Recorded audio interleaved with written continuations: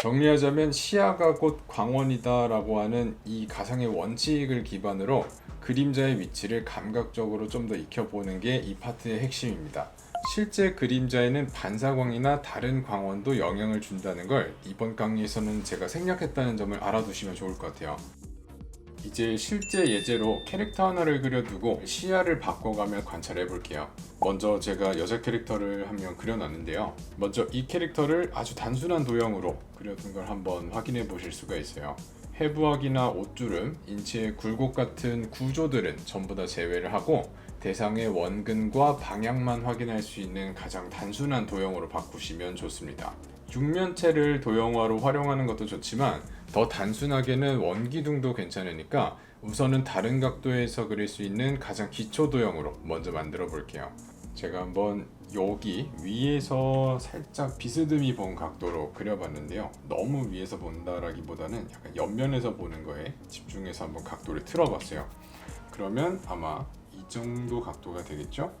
그러면 여기에서 보였던 면적들이 조금 더 멀어지고 있는 거를 저희가 그려줘야 되고, 이 방향도 우리 눈으로부터 멀어지는 게 조금 더 확실하게 나타나야겠죠. 그리고 위에서 본 만큼 여기선 평면적이었던 것들이 조금은 단축돼서 나타나야 되겠죠. 이렇게 도형화를 통해서 대상이 조금 더 원근에 대한 표현이 나타나면은 저희가 이 방향에서 봤다는 것을 좀 더 설명해 줄 수가 있을 것 같아요. 그러면 우리의 시선이 바뀌었으니 형태 자체는 동일하지만 중첩과 단축이 적용돼서 확실히 조금 다른 모습으로 그려지겠죠. 그래서 지금 저희가 그려둔 이 모습에서 우리가 보고 있는 모습들은 빛이 닿고 있는 면이라고 한번 생각을 해보세요. 광원이 내 눈 바로 옆에 있다고 가정해 보시면 좋습니다. 그러면 빛이 닿지 않는 부분은 곧 그림자가 될 텐데, 보이지 않는 부분 혹은 가려진 부분이 나중에 그림자로 나타나야 하는 면적이라고 볼 수가 있어요. 여기서 첫 번째로 보이지 않는 면은 곧 빛이 도달하지 않는 면이요. 예를 들면 이 얼굴에서 뺨 반대쪽, 이 장면에서 뺨 반대쪽에 해당하는 부분은 빛이 닿지 않는 부분이 될 텐데, 이건 그림자 중에서 형태 그림자라고 하는 부분이 될 거예요. 두 번째로 중첩된 부분들, 예를 들면 이 팔에 의해서 몸통이 가려져 있는데 이 가슴 아래쪽부터 배꼽 위까지 팔에 의해서 가려지는 부분들, 혹은 머리에 의해서 가려진 반대쪽 어깨와 팔 위쪽 같은 부분들, 혹은 이 다리에 의해서 보이지 않는 이쪽 다리의 반대쪽 앞쪽 부분들과 신발 대부분의 부분들은 중첩이 되어 있어요.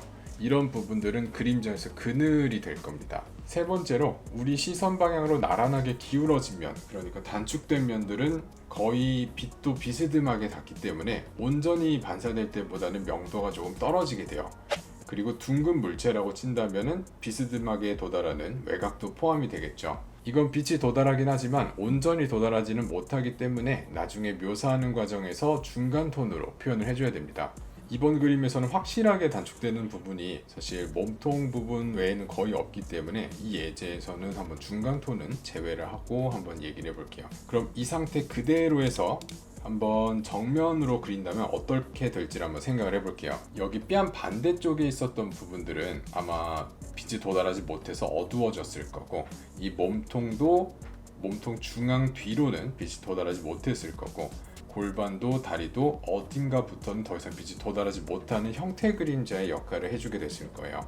마찬가지로 중첩이 되는 부분도 이 팔에 의해서 가려지는 몸통 앞쪽, 머리에 의해서 가려지는 어깨 위쪽과 팔 위쪽도 약간 그림자에서도 그늘이 될 수 있겠다라고 저희가 생각을 해볼 수가 있겠죠. 그래서 정면 위에다가 그걸 한번 표현을 해보면 도형의 형태는 그대로인데 이제 빛이 어떤 면은 도달하고 어떤 면은 도달하지 않으면서를 한번 확인하면서 그려볼 수가 있어요. 다시 한번 말씀드리지만은 보이지 않는 면은 그림자가 되는 거라고 생각하고, 빛 방향에서 관찰했을 때를 기준으로 확실하게 가려진 혹은 반대쪽 이런 쪽을 그림자로 설정해야 그림자를 통해서 입체적으로 대상이 나타나게 됩니다. 그리고 저희가 원래 그렸던 스케치도 한번 다시 가져와 볼게요. 이 단순한 형태 위에 올라간 그림자를 힌트 삼아서 원래 스케치의 그림자를 한번 적용시키면 어느 정도 그림자의 위치를 한번 계산해 볼 수가 있겠습니다. 그래서 이 모습 그대로 올려보면은 이 뺨의 반대쪽, 머리카락 반대쪽, 어깨 반대쪽, 팔 위쪽,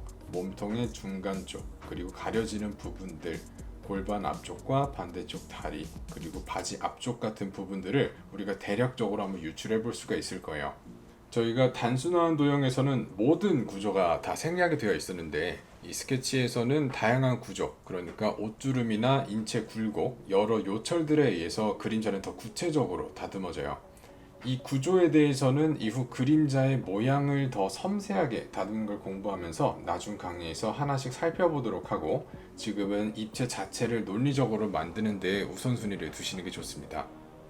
그럼 조금 다른 예제로 남성 캐릭터도 한번 그려두고 더 살펴볼게요. 체형과 포즈가 바뀌었지만 마찬가지로 이 캐릭터도 구조는 모두 생략하고 도형으로 먼저 한번 치환을 해봅니다. 그리고 같은 방법으로 원하는 방향으로 시선을 옮긴 뒤에 이 방향에서 대상을 본다면 원근이 어떻게 나타날지 고민하면서 한번 그려볼게요. 위에서 본 구도이니까 아마 전체적으로 단축된 모습이 될 것 같고, 팔에 의해서 가려지는 부분도 충분히 나타나게 될 것 같습니다. 그리고 이 다리에 있는 삼각형처럼 벌어진 부분에 의해서 한쪽에 비해 반대쪽은 조금 더 단축된 모습으로 그려줄 필요가 있겠죠. 시선에 의해서 확실히 우리 방향과 거의 나란한 쪽에 해당하는 위쪽 팔 같은 경우에는 많이 단축된 부분일 거고, 반대로 거의 수직인 이 위에 있는 팔 같은 경우에는 확장된 모습으로 그려줄 필요가 있겠죠. 이 상태에서 보이지 않는 곳, 그러니까 얼굴의 반대쪽이나 팔에 의해 가려진 것을 잘 관찰하고 기억을 해두세요. 이 부분들을 나중에 그림자로 칠해야 빛 방향에 의해 빛이 도달하지 않는 논리적인 그림자의 위치가 됩니다. 부분적으로는 여기서 팔의 아래쪽도 전체적으로 그림자여야 될 것 같고, 시선의 방향과 거의 일치하는 오른쪽 다리 여기 같은 경우에는 많이 단축되어서 빛이 온전히 도달하지 못하니까 중간 톤이 될 것 같습니다. 그래서 아까 그림과 다르게 제가 한번 중간 톤도 한번 살짝 얹어봤어요. 그래서 우리 시선의 방향과 나란한 이쪽 다리 같은 경우에는 여기 있는 다리랑 톤이 조금 다르게 표현되는 게 좋겠죠. 그리고 원래 스케치를 한번 확인해 보면서 여기서 만들어진 샘플을 한번 힌트 삼아서 마찬가지로 원래 스케치에 올려볼 수도 있겠죠. 이 예제에서는 제가 중간 톤도 한번 가볍게 올려봤어요. 도형화랑 한번 비교를 해보면 그림자의 구체적인 묘사는 바뀌었지만 빛 방향에 의한 큰 모습은 바뀌지 않았다는 걸 저희가 확인해 볼 수가 있어요. 따라서 그림자를 설계해 나갈 때는 크고 단순하게 빛 방향에 의한 위치를 먼저 생각하고 이후 구조마다의 그림자 모양을 다듬는 것이 일반적인 묘사 과정이 됩니다. 다음 강의에서는 이 원칙을 조금만 더 확장을 해서 하이라이트라고 하는 게 왜 거기에 생기는지를 논리적으로 한번 살펴보도록 하겠습니다. 빛이 닿는 방향, 면이 바라보는 방향, 그리고 몇몇 입사각 같은 요소들을 통해서 하이라이트 위치를 구조 위에서 어떻게 판단할 수 있을지 지금처럼 감이 아닌 기준으로 한번 정리를 해볼게요. 그리고 하이라이트는 나중에 이 그림자와 마찬가지로 명암 흐름을 이해하는 데 있어서 중요한 힌트가 됩니다. 수학 비슷한 얘기 같은데 하이라이트가 맺히는 위치를 설명하기 위해서 몇 가지 용어를 좀 정리하고 갈게요. 빛의 반사가 일어나는 면을 보면서 이야기하는 게 좋겠죠. 빛이 어떤 면에 닿을 때 그 중심에서 똑바로 튀어나온 그 면의 방향을 저희는 법선이라고 해요. 그리고 빛이 그 면에 들어온 각도, 그걸 입사각이라고 하고, 그 빛이 튀어나가는 각도를 반사각이라고 합니다. 그리고 이 입사각과 반사각은 법선을 기준으로 서로 거울처럼 대칭을 이뤄요. 그리고 그 반사 방향이 내 눈 쪽으로 딱 맞아 떨어질 때 그게 바로 하이라이트로 우리 눈에 들어오게 됩니다. 다시 말해서 입사각과 반사각이 법선을 중심으로 대칭이고 그 반사 방향이 내 시야 방향과 일치하는 법선을 가진 면을 저희는 하이라이트가 맺히는 면이라고 할 수가 있어요. 이 설명이 조금 어렵게 들릴 수도 있겠지만 예제로 보면은 조금 이해가 될 수 있을 것 같아요. 이번 강의에서는 한번 구를 기준으로 한번 시연을 보여드리도록 하겠습니다. 제가 여기 구를 하나 그려뒀고요. 45도 정도 빛 방향에서 빛이 온다고 생각하고 이 상태에서 그림자와 하이라이트가 어떻게 생길지를 한번 빛 방향을 그려서 한번 찾아보도록 할게요. 전 옆에서 본 거를 한번 그려보고 한번 결과물은 어떻게 생길지도 지금 한번 체크를 해볼게요. 여기서 한번 그려보면 자, 빛이 이렇게 오고 있고요. 빛 방향은 특별히 어떤 위치에서 오던 간에 늘 같은 방향으로 오도록 그려두도록 하겠습니다. 그리고 여기 녹색으로 보이는 이게 저희가 보고 있는 방향이고 나중에 반사되는 각도가 이 녹색 방향과 일치하는 곳이 곧 저희 눈에 하이라이트로 보이는 면이 될 것 같아요. 그래서 우선 그려둔 법선을 그려두면 여기에 맺히는 곳을 그려뒀을 때 이 부분에 빛이 닿으면 아마 그대로 반사돼서 우리 눈에 하이라이트로 들어오지는 않을 거고, 여기 정면에 해당하는 부분에 빛이 닿으면 여기에 들어온 빛도 아마 반사돼서 아래쪽으로 내려오게 되겠죠. 그리고 이 빛이 90도 이상으로 넘어가 버리면 이쪽부터는 빛이 도달하지 못하니까 아마 이 아래부터는 그림자가 될 것 같아요.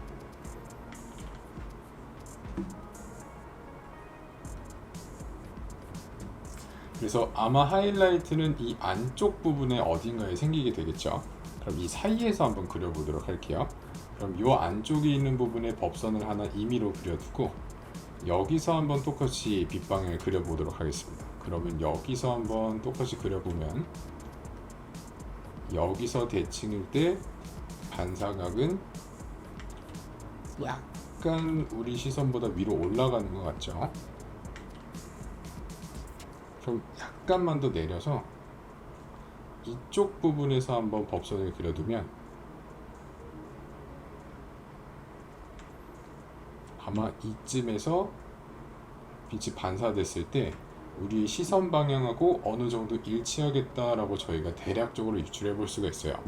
그래서 이 하이라이트의 높이를 한번 대략적으로 계산해 보면은 공의 전체 길이에서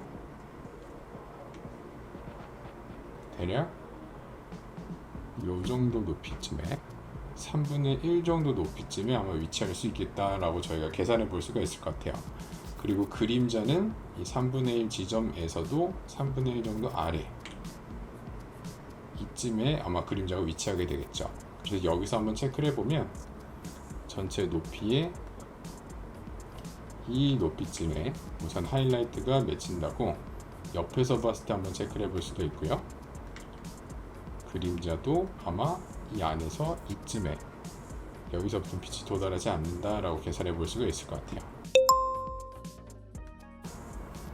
그럼 위에서 본 것도 한번 찾아볼게요. 똑같은 방향으로 한번 계산해 볼 수가 있을 것 같아요. 빛 방향을 그대로 그려봤을 때 여기에 반사된 빛은 아마 그대로 반사돼서 우리 눈에 도달하지 못할 거고, 정면에 도달한 빛은 우리 시선 방향과 일치하지 않는 곳으로 가버릴 거고요.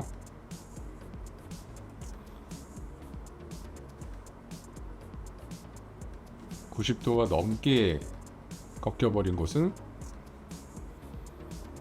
아마 그림자가 돼버리겠죠. 그래서 여기서부터는 아마 저희가 그림자로 체크를 해줘야 될 것 같습니다.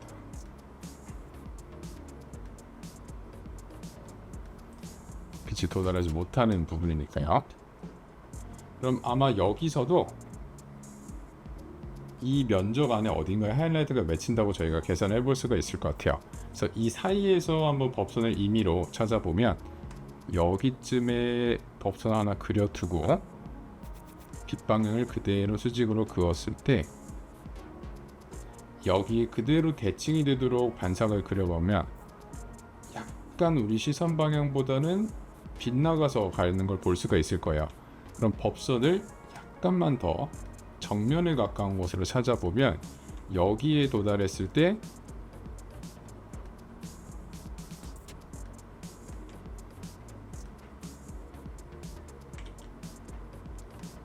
조금 더 확실하게 도착하는 걸 저희가 계산해 볼 수가 있겠죠.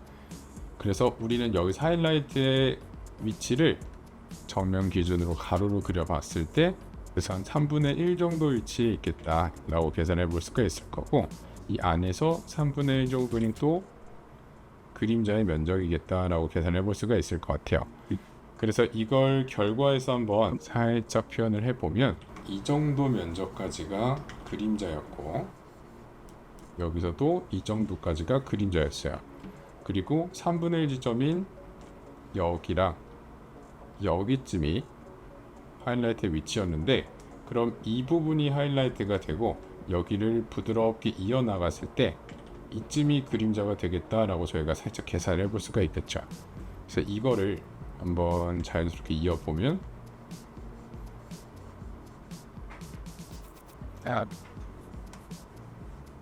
45도 빗방향일 때 하이라이트의 위치는 여기가 되겠다라고 저희가 계산해 볼 수 있을 것 같아요. 그래서 이걸 약간 더 둥글게 표현을 해보면 아마 이 경계 부분이 조금 더 부드러워질 거고,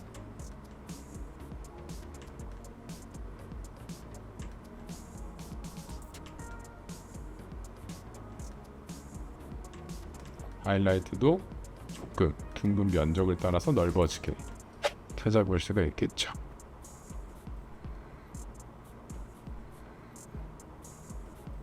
이런 식으로 하이라이트 위치를 논리적으로 찾아볼 수 있는데, 사실 모든 그림에서 모든 객체마다 계산해서 작도한다기보다는 어느 정도 빛방향에 맞는 알맞는 법선, 입체적인 모양을 스스로 생각하는 것에 목적을 두고 연습해 보셨으면 좋겠습니다. 왜냐하면 저희가 하이라이트의 위치를 공부하는 이유는 다음에 설명할 내용 때문인데, 하이라이트는 그림을 그리면서 한 번만 고민을 하면 그 이후로는 조금씩 단순해지기 때문이에요.